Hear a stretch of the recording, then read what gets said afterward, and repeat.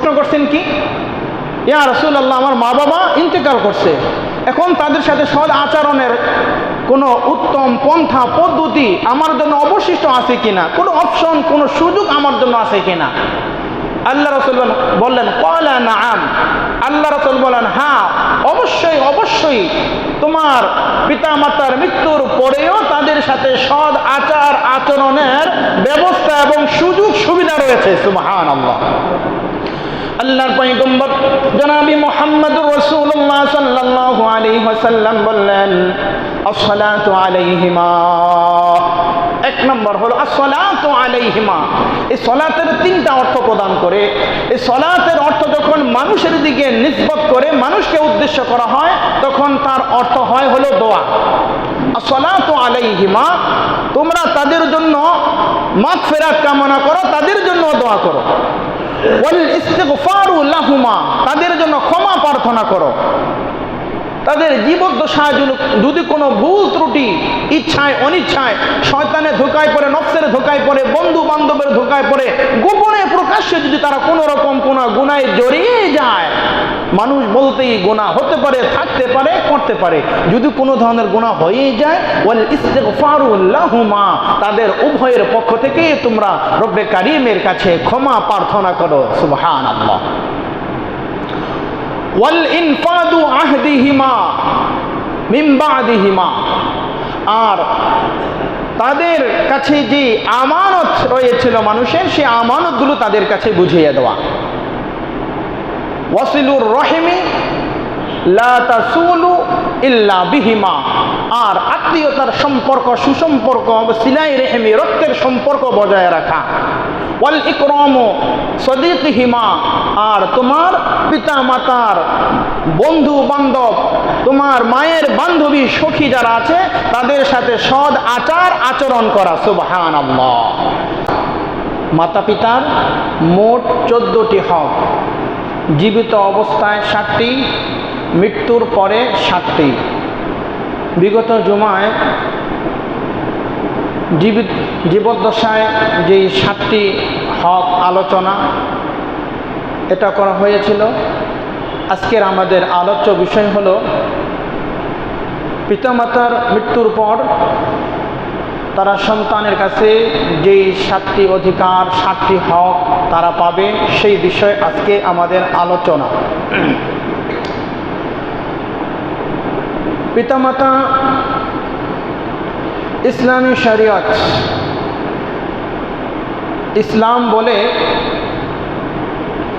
সন্তানের জীবদ্দশায় পিতামাতার যেই পরিমাণ হক, যেই পরিমাণ অধিকার মাতা পিতা পাবে, ঠিক তেমনিভাবে মৃত্যুর পরেও একজন মা, একজন বাবা সন্তানের কাছে ওই হকগুলো, ওই রকম হকগুলোই সন্তানের কাছে পাবে। পিতামাতা জীবিত অবস্থায় যখন ছিলেন, ওই সময় তাদের খেদমত, তাদের সেবা যত্ন সব কিছু করেছি। তারা মৃত্যুবরণ করেছে, দুনিয়া থেকে চলে গেছে, তার মানে এই নয় তাদের হক এখানেই শেষ। মা বাবা মৃত্যুবরণ করছে তো চলে গেছে, ঝামেলা শেষ, এরপরে তাদের বিষয়ে আর কোনো হক আমাদের উপরে নাই। বিষয়টা এমন নয়, বরং পিতামাতা জীবদ্দশায় যেই পরিমাণ হক পাবে, মৃত্যুর পরে বলে তার চাইতে আরো অধিক হকের অধিকারী সন্তানের কাছে মা বাবা হয়ে থাকে। সুবহানাল্লাহ। মৃত্যুর পরে মা বাবা যে হকগুলো পাবে, তার মধ্যে সর্বপ্রথম যে হক সন্তানের নিকট পাবে, সেটা হলো দোয়ায়ে মাগফিরাত, অর্থাৎ তাদের জন্য ক্ষমা এবং দোয়া করা। মাতা পিতার জন্য সন্তানের দায়িত্ব এবং কর্তব্য হলো তাদের জন্য ক্ষমা প্রার্থনা করবে এবং রব্বে কারিমের কাছে, তাদের কাছে, রব্বে কারিমের কাছে দোয়া করবে। বলে এটাকে আমরাই বলতেছি না, কোরআন এবং হাদিসে বলে। হাদিস শরীফের মধ্যে রয়েছে, হযরতে আবু উসাইদ সাঈদ রাদিয়াল্লাহু তাআলা আনহু হাদিস বর্ণনা করতেছেন, বাইনাহুমা নাহনু ইনদা রাসূলিল্লাহি সাল্লাল্লাহু আলাইহি ওয়াসাল্লাম ইযা জাআ রাজুলুন মিন বনি সালামাতা ফাকালা ইয়া রাসূলাল্লাহ হাল বাকিয়া মিন বিররি আবাওয়াইয়া শাইউন।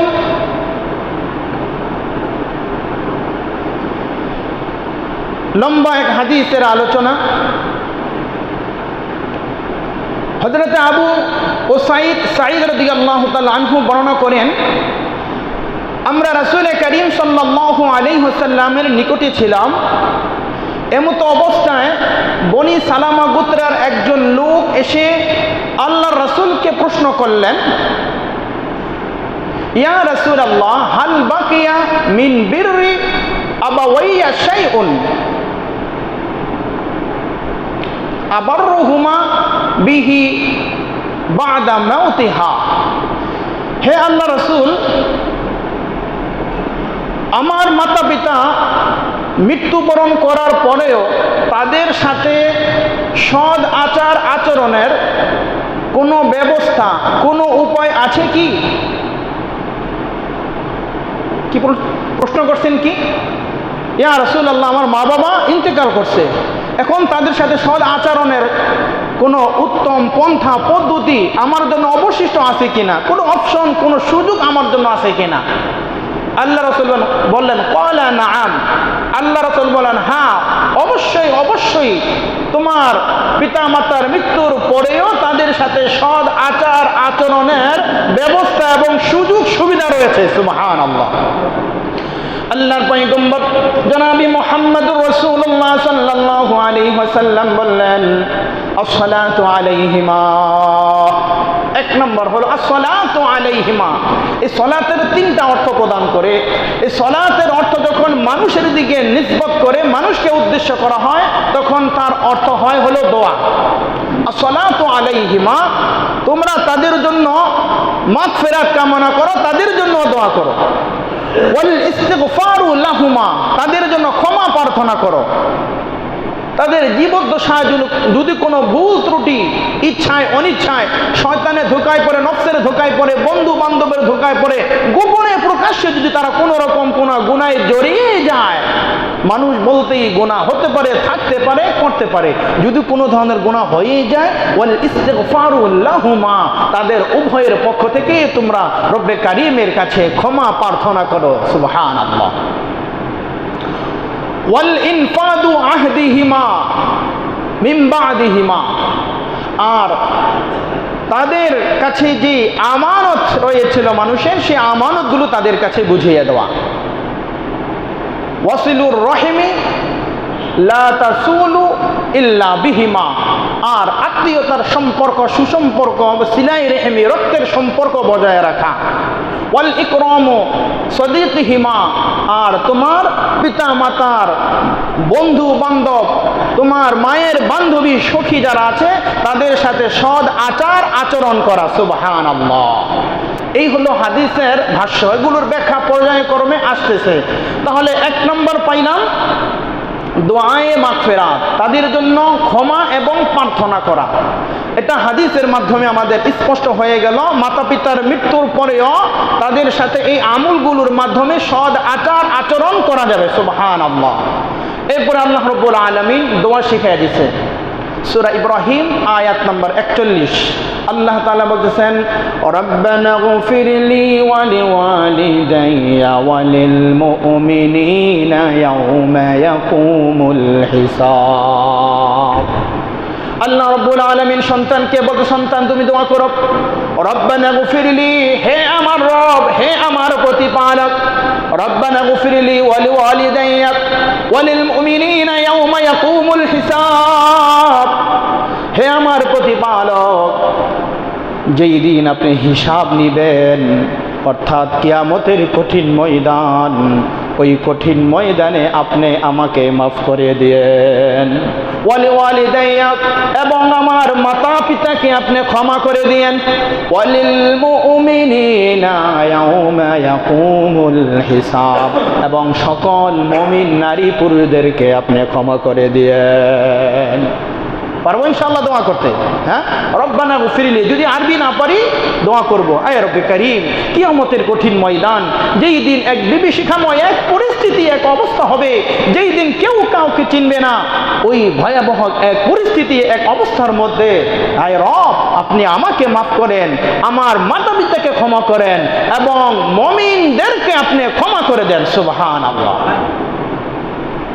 সূরা নূহ আয়াত নম্বর 28 আল্লাহ তাআলা বলতেছেন, রব্বি গফিরলি ওয়ালি ওয়ালিদাইয়া ওয়ালিল মুমিনিন, রব্বি গফিরলি ওয়ালি ওয়ালিদাইয়া ওয়ালিমান দাখালা বাইতিয়া মুমিনান ওয়ালিল মুমিনিনা ওয়াল মুমিনাত।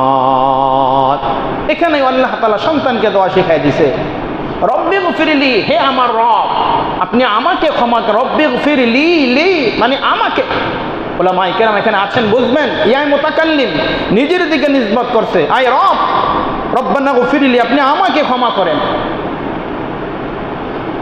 রব্বানা গফিরলি ওয়ালি ওয়ালিদাইয়া, আমার পিতা মাতাকে ক্ষমা করেন। ওয়ালিমান দাখালা বাইতিয়া মুমিনান, এবং যে আমার ঘরে প্রবেশ করবে মুমিন অবস্থায়। সুবহানাল্লাহ, সুবহানাল্লাহ। আমাকে ক্ষমা করেন, আমার মাতা পিতাকে ক্ষমা করেন, এবং যেই মহিলা আমার ঘরে ঈমানদার হিসাবে প্রবেশ করবে। সুবহানাল্লাহ। ওয়ালিমান, যে ব্যক্তি দাখলা প্রবেশ করবে, বাইতিয়া আমার ঘরে, মুমিনা মুমিন অবস্থায়। তার মানে এই আয়াতের মাধ্যমে বুঝাইলো, মুসলমান কখনো কোনো অমুসলিমকে বিবাহ করতে পারে না, মুসলমান কখনো মুশরিককে বিবাহ করতে পারে না, মুসলমান কখনো কাফের বেঈমানকে বিবাহ করতে পারে না। ওয়ালিমান দাখলা বাইতিয়া মুমিনান, যে আমার ঘরে ঈমানদার হিসাবে প্রবেশ করেছে। ঈমানদার হিসাবে আপনার স্ত্রী প্রবেশ করবে, কোনো অমুশরিক, হ্যাঁ কোনো মুশরিক, কোনো অমুসলিম আপনার ঘরে প্রবেশ করবে। ওয়ালিল মুমিনিনা ওয়াল মুমিনাত, এবং সকল নারী পুরুষ তাদের সকলকে আপনি ক্ষমা করে দেন। সুবহানাল্লাহ, আল্লাহু আকবার। এরপরে সূরা বানী ইসরাঈল আয়াত নম্বর 24 আল্লাহ তাআলা বলতেছেন, এ সন্তানেরা দুইটি হাত আমি রবের কাছে সম্প্রসারিত করে দাও, আর বলো রব্বির হামহুমা কামা রব্বায়ানি সগীরা। রব্বি, হে আমার রব, হামহুমা, আপনি রহম করেন, আপনি তাদের প্রতি রহম করেন, কামা রব্বায়ানি সগীরা, কামা যেমনি ভাবে রব্বায়ানি সগীরা, শৈশবে তারা আমাদেরকে লালন পালন করেছে, মাথার ঘাম পায়ে ফেলে অক্লান্ত পরিশ্রমে আমাদেরকে তিলে তিলে বড় করে তুলেছে। আই রব, আমার মা বাবার প্রতি আপনি রহম করেন, যেমনি ভাবে তারা শৈশবে আমাদের উপর রহম করেছে, আমাদেরকে লালন পালন করেছে। সুবহানাল্লাহ। তাহলে এক নম্বর চলে গেল দোয়ায়ে মাগফিরাত, অর্থাৎ ক্ষমা এবং প্রার্থনা করা। দ্বিতীয় নম্বর হলো ইসালে সোয়াবে তাআত, অর্থাৎ আনুগত্যের মাধ্যমে মাতা পিতার রূহের মাগফিরাত কামনা করা। ইসালে সোয়াব, সোয়াব রেসানি করা। এতাআত আনুগত্যের মাধ্যমে, অর্থাৎ শরীয়তগতভাবে, শরীয়ত সম্মতভাবে, শরীয়তের বিধিবিধান, হুকুম আহকাম যেভাবে আপনাকে নিয়ম নীতি পথ পদ্ধতি আপনাকে বেঁধে দিয়েছে, ওই নিয়ম নীতি পথ পদ্ধতি অনুসারে আপনি আপনার মাতা পিতার জন্য আপনি ইসালে সোয়াব তাদের কবরে আপনি পৌঁছান। সুবহানাল্লাহ। তাহলে বিষয়টা হতে হবে কি, শরীয়ত সম্মত, শরীয়তগতভাবে। আচ্ছা, ইসালে সোয়াব কি হবে? এটা নফল নামাজ হতে পারে, অধিক পরিমাণে নফল নামাজ আপনি পড়ে এর সোয়াব আপনার মাতা পিতার রূহে মাগফিরাত আপনি হাদিয়া হিসাবে পেশ করতে পারেন। নফল রোজা, নফল হজ, নফল কুরবানি আসলে আমরা নিজের নামে কুরবানি করি, এরপরে নিজের মাতার নামে পিতার নামে কুরবানি করি না? এই যে কুরবানি করা, উমরা করতে গিয়েছি, মা বাবার জন্য উমরা করা, তাদের জন্য তওয়াফ করা, দান সদকা করা, ইত্যাদি ইত্যাদি। তাহলে শরীয়ত সম্মত, শরীয়তগতভাবে যেই ইবাদত আল্লাহ তাআলার কাছে মকবুলিয়াত হয়, কবুলিয়াত হয়, ওই পরিমাণ ওই ইবাদত করে মাতা পিতার রোহে মাগফিরাত কামনা করা। সুবহানাল্লাহ। এখানে হলো দান সদকার বিষয়। মনে রাখতে হবে আমাদের দান সদকা এটা দুইটি প্রকার হয়ে থাকে। সদকা দুই প্রকার, সদকা দুই প্রকার। আগে আরেকটা বিষয় আগে বোঝেন, মাতা পিতার জন্য যদি আমরা কাউকে খাবার খাওয়াই, কাউকে মেহমানদারি করি, এটা জায়েজ, অবশ্যই 100% এটা জায়েজ। শুধু জায়েজ নয়, এটা সন্তানের দায়িত্ব এবং কর্তব্য। আল্লাহ রাসূল হাদিসের মধ্যে স্পষ্ট বলেছেন, আফসুস সালাম ওয়া আতিমুত তুআম ওয়া সিলুল আরহাম ওয়া সাল্লু বিল লাইলি ওয়ান নাসু নিয়াম তাদখুলুনাল জান্নাতা বিসালাম। আল্লাহর পয়গম্বর বলেছেন, আসসালাম আফসুস সালাম, সালামের প্রচার প্রসার করো, ওয়া আতিমুত তুআম, তোমরা মানুষদেরকে খাদ্য প্রদান করো। সুবহানাল্লাহ। তাদেরকে খাবার খাওয়াও। আমার বাবা মারা গিয়েছে, মা মারা গিয়েছে, তাদের জন্য মানুষদেরকে আমি খাবার খাওয়াবো, এটা ভালো কথা। হ্যাঁ, অবশ্যই খাওয়াবেন, এটা আমরা সকলেই ঐক্যমত পোষণ করে খাওয়াবেন, তাতে কোনো বাধা নাই। তাহলে যারা বলে মা বাবার জন্য খাবার খাওয়ানো জায়েজ হবে না, তারা কি ঠিক বলে না ঠিক বলে? তারাও ঠিক বলে, তবে পার্থক্য দুটো।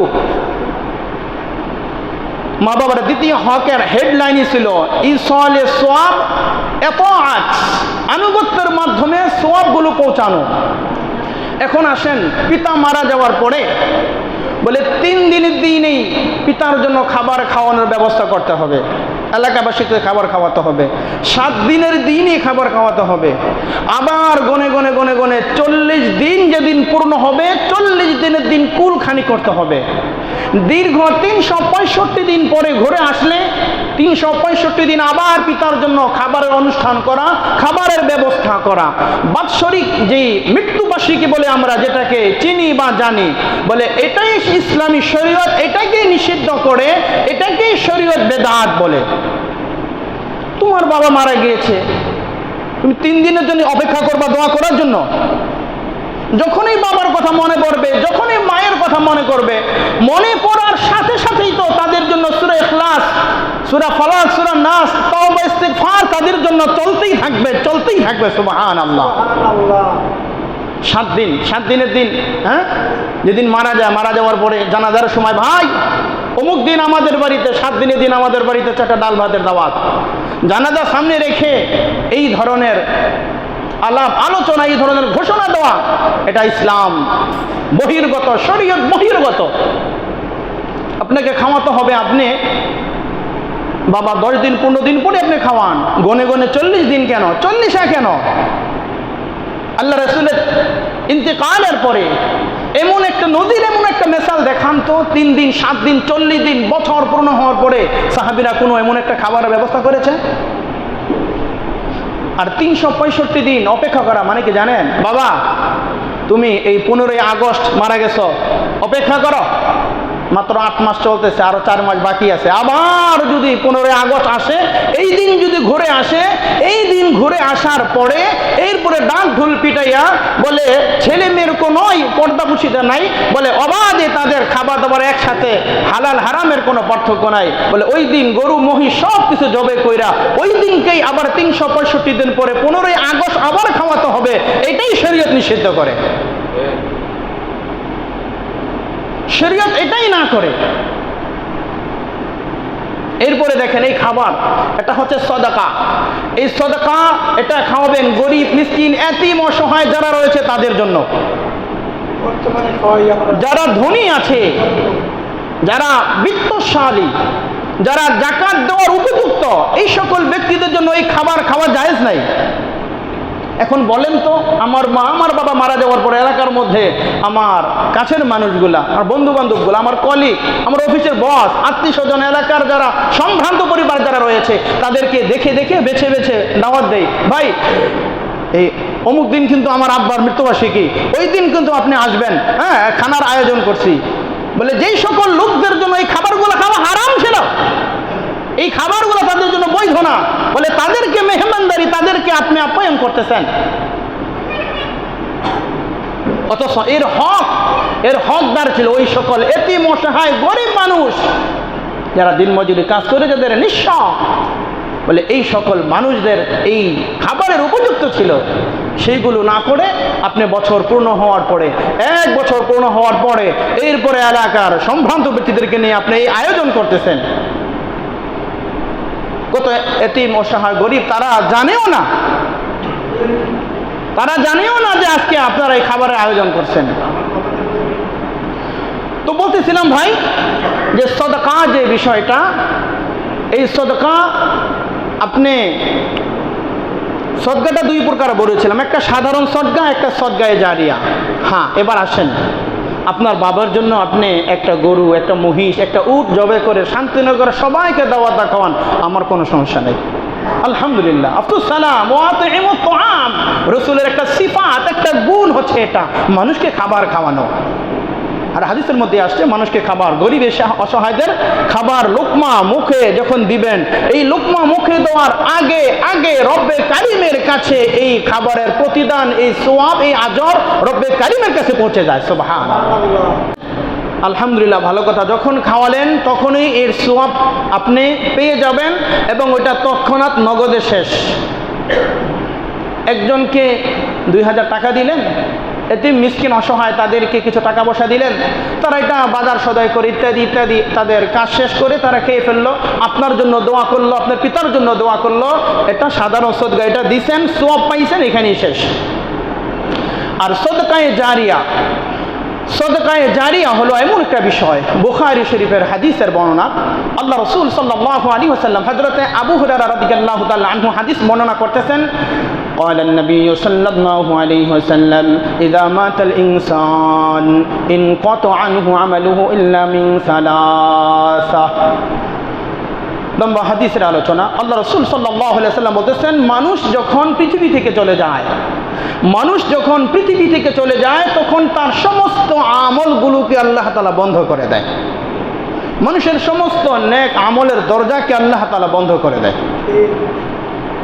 শুধুমাত্র কেবলমাত্র 3টা আমল বান্দার আমল নামায় জারি থাকে, 3টা আমল নামা বান্দার আমল নামায় চালু থাকে। সুবহানাল্লাহ। 1 নম্বর হলো সাদাকাতুন জারিয়া, 1 নম্বর হলো সাদাকায়ে জারিয়া। সাদাকায়ে জারিয়া কি? আপনার রাস্তাঘাট, পুল, ব্রিজ, হ্যাঁ, আপনার মা নেই, আপনার বাবা নেই, আপনি খবর নিয়ে দেখেন কোন এলাকার মধ্যে একটা টিউবওয়েল কলের ব্যবস্থার প্রয়োজন, যেখানে মানুষগুলো বলে আর্সেনিক মুক্ত, কল নাই, যারা উঠায় সম্ভ্রান্ত পরিবারের, কাউকে আসতেও দেয় না, যে কোনো কারণেই বা অনেক দূরে, এই মানুষগুলা তারা ঠিক মতো পানি পান করতে পারতেছে না। আপনি যদি একটা টিউবওয়েল কল সেখানে বসাইয়ে দিলেন, তারা যতদিন পানি পান করবে ততদিন এই পানির বিনিময় আল্লাহ তাআলা আপনার মা এবং বাবার রূহে মাগফিরাতে সওয়াব দিতেই থাকবে। সুবহানাল্লাহ। আর আপনি তো সওয়াব পাবেনই। এমন রাস্তাঘাট রয়েছে যেখানে মানুষ চলাচল করে, কিন্তু পথের মধ্যে কোনো পানির ব্যবস্থা নেই। আপনি একটা পানির ব্যবস্থা, একটা লাইন সেখানে করে দেন। প্রত্যন্ত অঞ্চলগুলোতে রাস্তাঘাটের কোনো ব্যবস্থা নেই, আপনি একটা ভালো একটা রাস্তা সেখানে করে দেন। যদি রাস্তা না থাকে রাস্তা করে দেন, কাঁচা রাস্তা হলে সেখানে ইটের ব্যবস্থা করে দেন, ইট থাকলে পাকার ব্যবস্থা আপনি করে দেন। এগুলো সব এই রাস্তাঘাট, পুল, ব্রিজ, অনেক সময় বাঁশের সাঁকো দেখা যায়, কিন্তু মানুষ তাদের সেই অ্যাবিলিটি, সেই সাধ্য সামর্থ্য নেই এখানে একটা ব্রিজ করবে, একটা পোল করবে। আল্লাহ আপনি গড় ধন সম্পদ দিয়েছে, একটা ব্রিজ আপনি করে দেন, সদকায়ে জারিয়া হিসাবে আপনার মা বাবা এর আমল কবরে শুয়ে পেতে থাকবে। সুবহানাল্লাহ। 2 নম্বর, আও ইলমিন ইউনতাফাউ বিহি, এমন ইলম যে ইলম দ্বারা মানুষ উপকৃত হয়। ইলমের মারকাজ হলে যাওয়া, একটা মাদ্রাসা আপনি তৈরি করে দেন, সেই মাদ্রাসার মধ্যে যত ছাত্র ক্বালা ক্বালা রাসূলুল্লাহ সাল্লাল্লাহু আলাইহি সাল্লাম পড়বে, যত ছাত্র সেখানে কোরআন পড়বে, মক্তবের ছাত্র, নাজারার ছাত্র, হিফখানার ছাত্র, বলে সেখানে যারা মাওলানা হবে, যারা মুফতি হবে, যারা ফকিহ হবে, বলে এই সকল ছাত্র যারা আলেম হবে, হক্কানি রব্বানি আলেম হবে, হাফেজ হবে, মাওলানা হবে, মুফতি হবে, বলে তারা যত নেক আমল করবে সব আমলগুলো আল্লাহ তাআলা আপনার পিতা মাতার রূহে মাগফিরাতে আল্লাহ দিতেই থাকবেন সুবহানাল্লাহ। একজন এতিম অসহায় গরিব ছাত্র লেখাপড়া করতে পারে না, আপনি তার সাহায্য সহযোগিতা করেন, হুজুর এই ছাত্রটা হাফেজ হওয়ার জন্য 2 বছর 3 বছর ওর যতটুকু খরচ লাগে আমি ব্যবস্থা করব। একজন হাফেজ কোরআন যখন কিয়ামতের ময়দানে যখন কায়েম হয়ে যাবে, বলে যেই সকল মানুষদের উপর আল্লাহ জাহান্নাম ওয়াজিব করে দিছে, কেউ তাদেরকে বাঁচাইতে পারে না। এরশাদ শিকদারের ফাঁসি হওয়ার পরে কেউ বাঁচাইতে পারে না, অর্ডার হুকুম হয়ে গেছে, কথার কথা আল্লাহ বলতে এমন হুকুম হয়ে গেছে, অর্ডার হয়ে গেছে, এখন ফেরেশতা বাস্তবায়ন করবে। আল্লাহর হাবিব বলতেছেন, মান ক্বারাআল কুরআন ফাস্তাদহারাহু ফাআহাল্লা হালালাহু ওয়া হাররামা হারামাহু ওয়া দাখালাহু আল্লাহুল জান্নাহ ওয়া শাফাআহু ফি 10রাতিন মিন আহলি বাইতিহি কুল্লুহুম ক্বাদ ওয়াজাবাত লাহুন নার। যে হাফেজ কোরআন, সে কোরআনে কারীমের হিফজ করেছে, হালালকে হালাল জেনেছে, স্পষ্ট হারামকে হারাম জেনেছে, বলে এগুলো মেনে চলেছে, জীবন বিধান আল্লাহর কোরআন এবং নবীর হাদিস অনুযায়ী জীবনযাপন করেছে, বলে এই ব্যক্তি কিয়ামতের কঠিন ময়দানে ওয়াশাফাহু ফি 10রাতিন মিন আহলি বাইতিহি কুল্লুহুম ক্বাদ ওয়াজাবাত লাহুন নার, সে তার পরিবার বর্গ থেকে এমন 10 জন ব্যক্তিকে সুপারিশ করে জান্নাতে নিয়ে যাবে যাদের জন্য আল্লাহ জাহান্নাম ওয়াজিব করে দিয়েছে সুবহানাল্লাহ। ছোটবেলা যখন মাদ্রাসায় পড়ি, মাদ্রাসায় কালেকশনের জন্য গেলে আলু দিত, আলু আমাকে বলতেছে এক চাঙ্গারি বাক্সর আলু, এটা অনেক দামি, আলুর অনেক প্রকার আছে, ডায়মন্ড, মন্ডিলা, ভ্যানিলা, বিভিন্ন প্রকার আছে, তো বলতেছে বাক্সের আলু এটা অনেক দামি, এটা আপনাকে দিব। তাই শর্ত কি? আপনি হাফেজ কোরআন, আপনি আমাকে জান্নাতে সুপারিশ করে নিয়ে যাবেন, আপনি এই ওয়াদা দিয়া তারপরে এক চাঙ্গারি আলু নিয়ে যান। আমি তো ছোট মানুষ, বুঝো না, গন্তাসি ভাই বোন হলো 5 বোন 4 ভাই 9 জন, বাবা একজন, মা একজন, 11 জন তো এইখানেই হয়, 10 জন নিতে কইছে, তাই 11 জন তো এইখানেই হয়, আমি হারে কেমনে ওয়াদা দেই? আল্লাহ রাসূল সাল্লাল্লাহু আলাইহি সাল্লাম হাদিসের মধ্যে বলছেন যে একজন আলেমকে আলেম হওয়ার জন্য যে যেভাবে সাহায্য সহযোগিতা করেছে, হাদিসের মধ্যে আসছে একজন যাবে, মুমিন যাবে, যে হুজুর একজন আলেমের কাছে যাবে, ওই দিন আপনি ওযু করার জন্য পানির বড় প্রয়োজন ছিল, এক বদনা পানির ওযুর ব্যবস্থা আমি করে দিয়েছিলাম, আমাকে চিনতে পেরেছেন কি? হ্যাঁ চিনতে পেরেছি। আজকে আমাকে একটু সাফায়াত করে সুপারিশ করে কি জান্নাতে নেওয়া যাবে কি? বলে হ্যাঁ অবশ্যই, তুমি আমার খেদমত করেছ, আলেম হিসাবে তুমি আমাকে ইজ্জত করেছ। কি বলো? বলে ওই ব্যক্তির জন্য সুপারিশ করে, ওই মুমিনকে, ওই হাফেজ কোরআন, ওই আলেম তাকে সুপারিশ করে জান্নাতে নিয়ে যাবে সুবহানাল্লাহ। তখন মনে পড়লো আল্লাহ তাআলা মিশকাত শরীফের মধ্যে আসছে, অগণিত অসংখ্য মানুষদেরকে একজন আলেম, হক্কানি রব্বানি আলেম যখন জান্নাতে যাবে, তখন সে তাদেরকে একসাথে নিয়ে জান্নাতে প্রবেশ করবে সুবহানাল্লাহ। তখন মনে পড়লো, ভাই যদি আল্লাহ তাআলা আমাকে জান্নাতে দেয়, আমাকে জান্নাতে নেয়, ইনশাআল্লাহ আমি আপনার জন্য সুপারিশ করব, যেহেতু আপনি মাদ্রাসার তালিবুল ইলমদের জন্য আপনি খেদমত করতেছেন, আপনার খেদমত লিল্লাহিয়াতের জন্য, অবশ্যই আমি যদি আমার ফয়সালা জান্নাতে হয়, আমি সুপারিশ করে আমি ইনশাআল্লাহ আপনাকে জান্নাতে নিয়ে যাব সুবহানাল্লাহ। আল্লাহ রাসূল বলেন, আল শাফিউ আল কুরআনু শাফিউন মুশাফফা, কুরআন এমন এক শাফায়াতকারী যার শাফায়াতকে, যার সুপারিশকে আল্লাহ কবুল করবেন সুবহানাল্লাহ। কুরআন এমন এক বিতর্ককারী যার বিতর্ক আল্লাহ মেনে নেবেন সুবহানাল্লাহ। এই জন্য বলতেছিলাম যে সদকায়ে জারিয়া, একজন হাফেজ হইতেছে, একজন মুফতি সাহেব মুফতি পড়ার জন্য 2 বছর 3 বছর লাগে। এখন বর্তমান যে পরিস্থিতি, তো সেই হিসাবে অনেকেই 1 বছর এটা কোর্স করে, তো 1 বছর একটা ছাত্র, একজন মুফতি সাহেবের সর্বোচ্চ 3000 টাকা করে হলে 3 বারং 36,000 টাকা। আপনি প্রতি মাসে 3 বস্তা দেন, 3000 টাকা দেন, 3000 টাকা না পারেন 2000 টাকা দেন, 2000 না পারেন আপনি 1 বোতল 5 লিটার তেল কিনে দেন, যেটা আমি তোমার জন্য সদকায়ে জারিয়া হিসাবে আমি তোমাকে দিচ্ছি সুবহানাল্লাহ। আলহামদুলিল্লাহ, এই সিফাত, এই গুণগুলো আমার মুসলিম ভাইদের মধ্যে গোপনে গোপনে অনেক চলে। আলহামদুলিল্লাহ সুম্মা আলহামদুলিল্লাহ।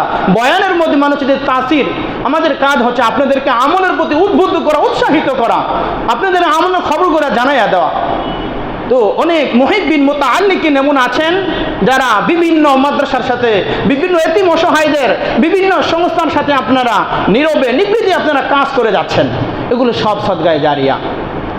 আওয়ালাদিন সালিহিন ইয়াদউ লাহু, দ্বিতীয় নম্বর হচ্ছে নেককার সন্তান। সুবহানাল্লাহ, নেককার সন্তান যদি পৃথিবীতে রেখে যান, এই সন্তান যখনই আপনার জন্য দুইটি হাত সম্প্রসারিত করে দিবে, রব বলে এই সন্তানের দোয়া কবুল করে আমি তার পিতা মাতাকে ক্ষমা করে দিব। সুবহানাল্লাহ।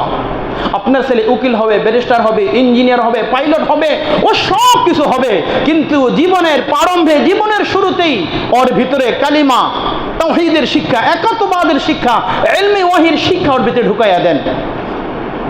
সহিহ শুদ্ধ বিশুদ্ধ কোরআনে কারিমে তেলাওয়াত তাকে শিখান।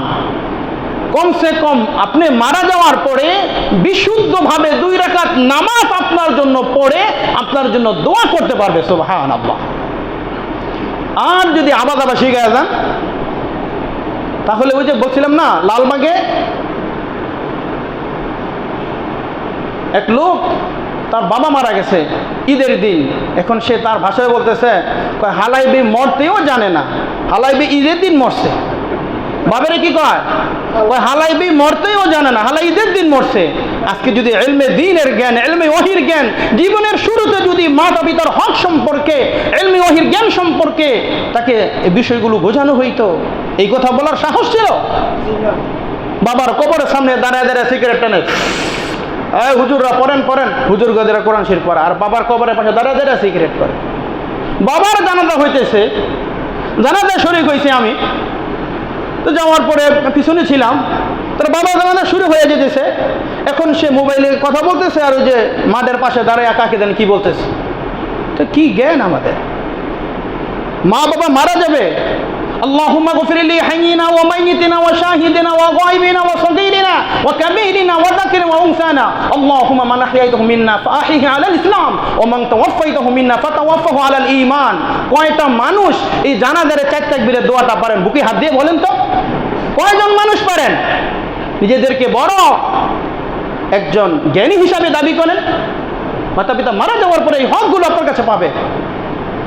হুজুর আল্লাহু আকবার বলে দাঁড়াইছে, ইক্তাদাইতু বিহাযাল ইমাম, বলে সব ইমামের কান্দে, ইমাম খাদেম মসজিদের খতিব সাহেব সব আপনার কান্দে দিয়ে দিলাম, জান আপনি যা পারেন করেন গা। মানে ইমামকে তোর বাতিল লেগে দোয়াই করে না বন্দিও করে, বুঝো এটা? আল্লাহু আকবার। এজন্য নিজের পিতার হক যেগুলো আছে এগুলো নিজের অর্জন করতে হবে। তো ভাই বলতেছিলাম যে সন্তানকে কি করা, দ্বীনে ইলমে। আমি কই না আপনার পিতার, আপনার সন্তানরা হাফেজ বানান, মাওলানা বানান, মুফতি বানান, মুহাদ্দিস বানান, ফকি বানান, বলি না। হ্যাঁ, তো ফরজে কিফায়া প্রত্যেকটা সমাজে, প্রত্যেকটা থানা ভিত্তিক, জেলা ভিত্তিক একজন আলেম যিনি কোরআন হাদিসের পারদর্শী, প্রত্যেকটা ইলমের জ্ঞান যিনি রাখেন, এমন একজন হওয়া ফরজে কিফায়া। আর বাকি 2 রাকাত নামাজ পড়তে পারা, বিশুদ্ধ তেলাওয়াত করতে পারা, তাশাহুদ, দুরূদ শরীফ, দোয়া মাসুরা, দোয়াই কুনুত, মেজরিটি % মানুষ পারে না। হুজুর না পারলে রব্বানা আতিনা ফিদ দুনিয়া, এইটাও কইতে পারে না, এইটাও পারে না। তো বলতেছিলাম সন্তানকে, এখন প্রশ্ন হলো যারা সন্তানকে দ্বীনে ইলমের শিক্ষা দিতে পারেন নাই, তাদের জন্য কি করণীয়?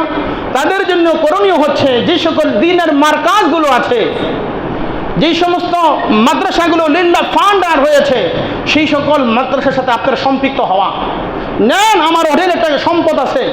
হাফিজ হুজুর রহমতুল্লাহ আলাইহি যখন ছিলেন, বলে হযরতের কাছে মানুষ, হুজুর নেন টাকা, খালি টাকাকে টাকা দিয়ে যাইতো। কি করবেন জানি না, কোথায় মসজিদ করবেন, কোথায় মাদ্রাসা করবেন, কোথায় ইলমের খানকা খুলবেন, কোথায় তাসাউফের লাইনে মেহনত করবেন, কোথায় কি খরচ করবেন, নেন। আমরা উলামায়ে কেরাম, আমরা আপনাদের আস্থার জায়গা, আমরা উলামায়ে, আমাদেরকে চিনতে হবে আমি কে। ইন্নাল উলামা ওয়ারাসাতুল আম্বিয়া, নবীর ওয়ারিস আমি, আমাকে নবীর ওয়ারিস বানিয়ে গেছে, নবীর মেম্বারটা আমার আমানত দিয়ে গেছে। বলে আমাকে ওইভাবে চৌকান্না থাকতে হবে, আমানতদারি, দিনদারি, বলে সব কিছু আমাকে ওইভাবে থাকতে হবে।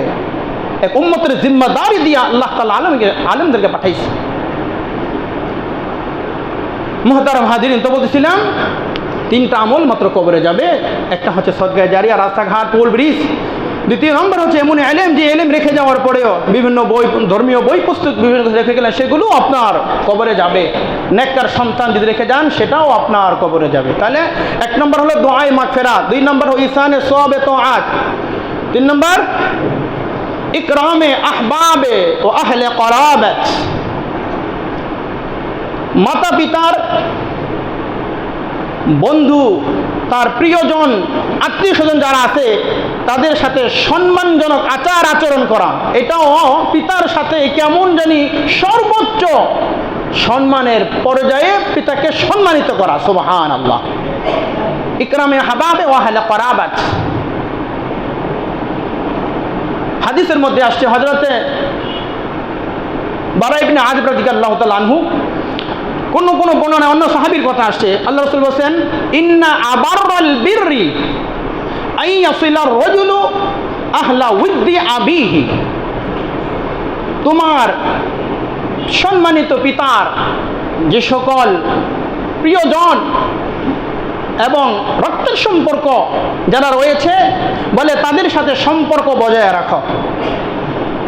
হাদিসের ভাষ্য হলো, তাদের সাথে সম্পর্ক বজায় রাখলে কেমন জানি তোমার পিতার সর্বোচ্চ, তোমার পিতাকে মর্যাদা দেওয়া হবে। আর হযরতে আবু সাঈদ রাদিয়াল্লাহু তাআলা আনহু তিনি বলেন এই কথা, যে যদিও এখানে পিতার কথা এসেছে, তবে পিতার হকের চাইতে মাতার হক 3 গুণ। সুবহানাল্লাহ। বিগত জুমা আলোচনা গেছে না, পিতার হকের চাইতে মাতার হক বেশি, এবং বেশি হলো কোরআন এবং হাদিস অনুযায়ী 3 গুণ। তো আবু উসাইদ ইবনে সাঈদ রাদিয়াল্লাহু তাআলা আনহু বলেন, এখানে এই হাদিসের মধ্যে মা এবং বাবা, বলে মায়ের সখী, মায়ের বান্ধবীদের সাথেও সৎ আচার আচরণের কথা, সম্মান প্রদর্শনের কথা বলা হয়েছে। সুবহানাল্লাহ। আল্লামা ইমাম নববী রাহমাতুল্লাহ আলাইহি তিনি বলেন যে তোমার পিতা এবং তোমার প্রপিতা এবং তোমার শেখ, তোমার উস্তাদ যারা রয়েছে, তাদের সাথে সম্মানজনক আচার আচরণ করা। কোনো কোনো বর্ণনার মধ্যে পাওয়া যায় স্বামী স্ত্রী মারা যাওয়ার পরেও স্বামী স্ত্রীর বন্ধু বান্ধবীদের সাথে, তাদের সাথে সম্মানজনক আচার আচরণ করা। এরপরে আল্লাহ রাসূল বলছেন যে খালার সাথে সম্মানজনক সবচেয়ে বেশি। কেন? বারা ইবনে আযিব রাদিয়াল্লাহু তাআলা আনহু বলেন, আল খালাতু বিমানজিলাতিল উম্মি। তোমার খালা হলো তোমার মায়ের মর্যাদার সমপরিমাণ। সুবহানাল্লাহ। মায়ের পরে স্থান খালা। আজকে এই খালার সাথে সম্মানজনক আচার আচরণ তোমরা করো। 4 নম্বর হলো ইয়ানাত আহবাবি ওয়া আহলে করাবাত। এই যে যাদের কথা শুনলেন, রক্তের সম্পর্ক, আত্মীয়তার সম্পর্ক, চাচা, ফুপি, খালা, নানি, দাদি ইত্যাদি ইত্যাদি যারা রয়েছে, বলে তাদের ইয়ানাত আহবাব, তাদের সাহায্য সহযোগিতা করা, তাদের খোঁজ খবর নেওয়া। পিতা চলে গেছে, পিতা থাকা অবস্থায় চাচার সাথে ভালো সম্পর্ক ছিল, ফুপির সাথে ভালো সম্পর্ক ছিল। মা চলে গিয়েছেন, মা থাকা অবস্থায় খালার সাথে ভালো আচার আচরণ ছিল, তার খোঁজ খবর নিতাম, তাদের সব কিছু দেখাশোনা করতাম। এখন মা বাবা চলে গেছে, এখন চাচার সাথে সুসম্পর্ক নাই, ফুপির সাথে সুসম্পর্ক নাই, তাদের কোনো সাহায্য সহযোগিতার প্রয়োজন হলে তাদের খোঁজ খবর নেওয়ার আমাদের দরকার পড়ে না। মায়ের দিক থেকে মা চলে যাওয়ার পরে খালার, আল্লাহ রাসূল বলেছেন, খালার তোমরা খোঁজ খবর নাও, তাদের সাহায্য সহযোগিতা করো, তাদের দেখাশোনা করো। বলে উল্টা হয়ে গেছে, বলে খালার তো সাথে তেমন সম্পর্ক ভালো নাই, খালার তো খোঁজ খবর নেয় না। ওইদিকে শ্বশুর বাড়ি শালীর সাথে ভালো সম্পর্ক, তাদের খোঁজ খবর নেওয়া, জেঠটাসের খোঁজ খবর নেওয়া। শ্বশুর বাড়ি বলে ভাইরার ছেলেটা, ভাইরার মেয়েটা, আর কি লেখাপড়া হবে, আমার বাসায় এনে লেখাপড়া, বলে ইত্যাদি ইত্যাদি সব কিছু তাদের খোঁজ খবর নেওয়া। কিন্তু আল্লাহ রাসূল বলছে যে তোমার শালা, শালী, তোমার জেঠটা যারা আছে, ওটা তো পরের স্টেপের কথা। তোমার মায়ের দিক থেকে, তোমার মায়ের মৃত্যুর পরে মায়ের সখী, মায়ের বান্ধবী যারা ছিল, বলে তাদের খোঁজ খবর, তাদের সব কিছু তোমরা আগে নাও। তাহলে ইয়ানাত আহবাবি ওয়া আহলে করাবাত, তাহলে পিতার মাতার তাদের সাহায্য সহযোগিতা করা হবে। সুবহানাল্লাহ। এরপরে গুরুত্বপূর্ণ একটি বিষয়, আদায়ে দাইনি ও আমানত। মাতা পিতার ঋণ পরিশোধ করা এবং তাদের যেই আমানত রয়েছে, এই আমানতগুলো মানুষের কাছে বুঝিয়ে দেওয়া। আদায়ে দাইন বলে মাতা পিতা যদি কোনো ঋণ করে থাকে, এই ঋণগুলো আগে পরিশোধ করা। মাতা পিতা কার জন্য ঋণ করছে ভাই? আপনার জন্য ঋণ করছে, আমার জন্য ঋণ করছে। বলে তোমার পিতা যখন তোমার ভরণ পোষণের দরকার ছিল, ওই সময় তোমার পোশাক পরিচ্ছদ ছিল না, তোমার খাবার দাবারের ভালো ব্যবস্থা ছিল না, তোমার বাসস্থানের ভালো ব্যবস্থা ছিল না, এগুলো সব বাবা করজে হাসানা নিয়ে নিয়ে এই কাজগুলো তোমার বাবা করেছে। একজন ছেলেকে বাবা সাবালক পর্যন্ত তার দায়িত্ব পালন করেছে, আরেকজন মেয়েকে সাবালিকা হওয়া পর্যন্ত, মেয়েকে সাবালিকা হওয়া পর্যন্ত না, মেয়েকে সাবালিকা হওয়ার পরেও উপযুক্ত কোনো পাত্রর কাছে বিবাহ দেওয়ার আগ পর্যন্ত পিতার দায়িত্ব এবং কর্তব্য হলো এই মেয়ের ভরণ পোষণের ব্যবস্থা করা। তাহলে এখানে ইসলাম মেয়েদেরকে ঠকাইছে? ছেলের ব্যাপারে সাবালেগ হওয়ার পরে তুমি এখন বালেগ হয়ে গেছো, এখন তোমার দায়িত্ব আমার কাছে নাই, এখন তোমারটা তুমি করে নিবা। সাবালেগ পর্যন্ত আমার দায়িত্ব এবং কর্তব্য ছিল। আর মেয়ের ব্যাপারে সাবালিকা হওয়ার পরে দায়িত্ব শেষ না, যতক্ষণ পর্যন্ত বিবাহ না দিবে ততক্ষণ পর্যন্ত মা বাবার পিতার দায়িত্ব এবং কর্তব্য হলো এই মেয়ের ভরণ পোষণ দেওয়া। তাহলে মেয়েকে ইসলাম মর্যাদা দিয়েছে। নারী প্রগতিবাদীরা, বুদ্ধিজীবীরা, মাথা ফুলা মাথা মোড়ারা এরপরও কয় ইসলাম নারীদেরকে মর্যাদা দেয় নাই। এই মাথা মোড়ারা কোরআন পড়ো, হাদিস পড়ো, আল্লাহ রাসূল হাদিসে কি বলেছে, নারীর মর্যাদা কি পরিমাণ। ইতিপূর্বে দীর্ঘ কয়েক জুমা আলোচনা হয়েছে এই বিষয় সম্পর্কে। বড় বড় চলতা চলতা কথা এক একজন বলতে পারে। তাদের উদ্দেশ্য হলো, এই নারী প্রগতিবাদীরা তাদের উদ্দেশ্য হলো যে নারীদেরকে ঘর থেকে সমান অধিকার নামে বের করে তাদেরকে ভোগ করা। ইসলাম নারীদেরকে কত মর্যাদা, কত অধিকার ইসলাম দিয়েছে। তো যাই হোক, বলতেছিলাম আদায়ে দাইন, বুখারী শরীফের লম্বা হাদিসের আলোচনা বলে শহীদ বিনা হিসাবে জান্নাতে প্রবেশ করবে ইল্লা দাইন। শহীদের যদি ঋণ থাকে শহীদকে আটকে দেওয়া হবে, আগে ঋণ পরিশোধ করা তারপরে জান্নাতে যাও। এত কঠিন ঋণের ব্যাপারে ভালো করে মনে রাখবেন মাসালা। কোনো ব্যক্তি যদি মৃত্যুবরণ করে, মৃত্যু ব্যক্তির ত্যায্য সম্পত্তি থেকে সর্বপ্রথম 4টা কাজ করতে হবে। মৃত্যু ব্যক্তির ত্যায্য, একজন ব্যক্তি মারা গেছে, তো মারা যাওয়ার পূর্বে ওই মৃত্যু ব্যক্তির ত্যায্য সম্পত্তি থেকে সর্বপ্রথম তার ঋণ পরিশোধ করতে হবে। এতে যদি তার সমস্ত অর্থ সম্পদ যদি বিক্রি করতে হয়, তাও বিক্রি করে তার ঋণ পরিশোধ করতে হবে। সন্তানের উপরে এটা দায়িত্ব এবং কর্তব্য, এই পিতার ঋণ পরিশোধ করা। 1 নম্বর হলো ঋণের আগে ভুল হয়েছে, 1 নম্বর হলো কাফন দাফনের ব্যবস্থা করা। কিতাবের মধ্যে লেখছে, সিরাজি যে কিতাবের মধ্যে আসছে, একজন ব্যক্তি মৃত্যুবরণ করার পরে তার ত্যায্য সম্পত্তি থেকে সর্বপ্রথম তার কাফন দাফনের ব্যবস্থা করা। কাফনের ছেলে হলে 3টা কাপড়, মেয়ে হলে 5টা কাপড়, ঠিক আছে। এরপরে বাঁশ ইত্যাদি কবর খননের জন্য যা লাগে, তাহলে কাফন দাফনের ব্যবস্থা করা। কাফন দাফনের ব্যবস্থা করার পরে যেই অর্থ সম্পদ, যে টাকা পয়সা থাকে, এই অর্থ সম্পদ টাকা পয়সা থেকে তার ঋণ পরিশোধ করবে। এতে যদি সম্পূর্ণ টাকা খরচ হয়ে যাক, কোনো সমস্যা নাই, ঋণ পরিশোধ করতে হবে। 3 নম্বর হলো ঋণ পরিশোধ করার পরে, ধরেন 3 লক্ষ টাকা ছিল, 2 লক্ষ টাকা ঋণ পরিশোধ করছে পিতার, এখন আছে 1 লক্ষ টাকা। এই 1 লক্ষ টাকা থেকে পিতা যদি কোনো জায়েজ ওসিয়ত করে যায়, ওই জায়েজ ওসিয়ত পূর্ণ করা, জায়েজ ওসিয়ত পূর্ণ করা। 4 নম্বর হলো জায়েজ ওসিয়ত 3 ভাগের 1 ভাগ থেকে পূর্ণ করবে, বাকি 2 ভাগ রাখবে। আর ওই 2 ভাগ মৃত্যু ব্যক্তির যেই ওয়ারিস, তার ছেলে সন্তান বা তার আসাবা হিসাবে তার চাচা ভাতিজা যারা আছে তাদের মাঝে বন্টন করে দেওয়া। এই হলো বিষয়। 6 নম্বর হলো এরপরে আমানত। পিতার কাছে যদি কোনো ব্যক্তি কোনো জিনিস আমানত রেখে যায়, এই যথাযথ আমানত, ওই পিতার আমানত, যার আমানত ছিল তার আমানত তার কাছে বুঝিয়ে দেওয়া। 6 নম্বর পিতা এবং মাতার অধিকার হলো তানফিদু জায়েজ ওসিয়ত। তানফিদু বাস্তবায়ন করা, সেটাকে গ্রহণ করা। জায়েজ ওসিয়ত শরীয়ত সম্মতভাবে, শরীয়তগতভাবে যদি কোনো ওসিয়ত যদি আপনার পিতা মৃত্যুর সময় করে যায়, তাহলে সেই মান্নত এবং ওসিয়ত, মান্নত পূরণ করা আপনার উপর ওয়াজিব হবে। যে বাবা, যদি তোমার সরকারি চাকরিটা হয় তাহলে আমি এই কাজটা করব, তাহলে আপনার সরকারি চাকরি হয়ে যাওয়ার পরে বা ওই চাকরি হয়ে যাওয়ার পরে তখন আপনার দায়িত্ব এবং কর্তব্য হলো পিতার ওই মান্যতকে পুরা করা, এবং সেটা হলো আপনার উপর ওয়াজিব। মা যদি মান্যত করে বা ওসিয়ত করে, বাবা আমি তো হজে যাব, তো আল্লাহ যদি বাঁচায় ইনশাআল্লাহ আমি আগামীবার হজে যাব, আমি তো হজে যাইতে পারতেছি না, আমার মান্যত বা ওসিয়ত হলো তুমি আমার হজটা করে নেবে।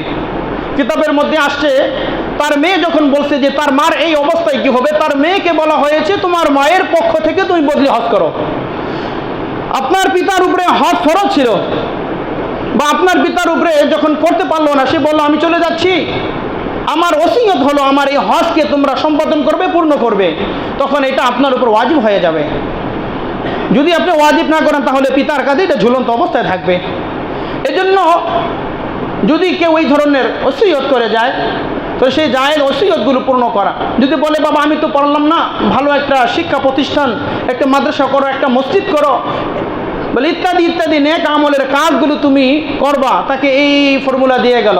বলে পিতার মৃত্যুর পরে ওই কাজগুলো সম্পূর্ণ করা এটা সন্তানের দায়িত্ব এবং কর্তব্য।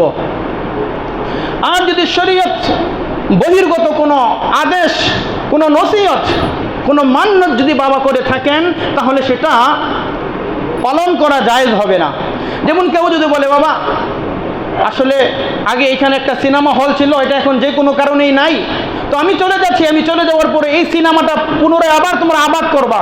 বলে পিতার এই শরীয়ত বহির্গত এই আদেশ, এই মান্যত, এই ওসিয়ত সন্তান পালন করবে না, এটা তার জন্য পালন করে স্পষ্ট হারাম। হাদিসের মধ্যে আসছে আল্লাহ রাসূল বলেছেন লা তাআতা লিমাখলুকিন ফি মাসিয়াতিল খালিক, স্রষ্টার নাফরমানি করে সৃষ্টির আনুগত্য করা স্পষ্টভাবে হারাম। কি বললাম? স্রষ্টার নাফরমানি করে সৃষ্টির আনুগত্য করা এটা কোনোভাবেই এটা জায়েজ হবে না।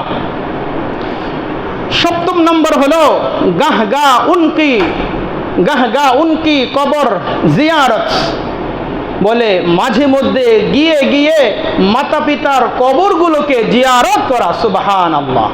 মাঝে মাঝে তাদের কবরগুলো গিয়ে জিয়ারত করা। এই যে মা বাবাকে মাটি দিয়ে আসছি আর কোনো খবর নাই, হ্যাঁ নিজে শহরে থাকি, গ্রামে গেলেও সময় হয় না। বলে না, আল্লাহ রাসূল বলছেন যে কমসে কম সপ্তাহে একদিন হলেও তোমরা পিতা মাতার কবরস্থানে গিয়ে তাদের কবর জিয়ারত করো। সুবহানাল্লাহ। তাদের কবরগুলো জিয়ারত করো। হাদিসের ভাষ্য হলো এমন, আল্লাহ রাসূল সাল্লাল্লাহু আলাইহি ওয়াসাল্লাম বলতেছেন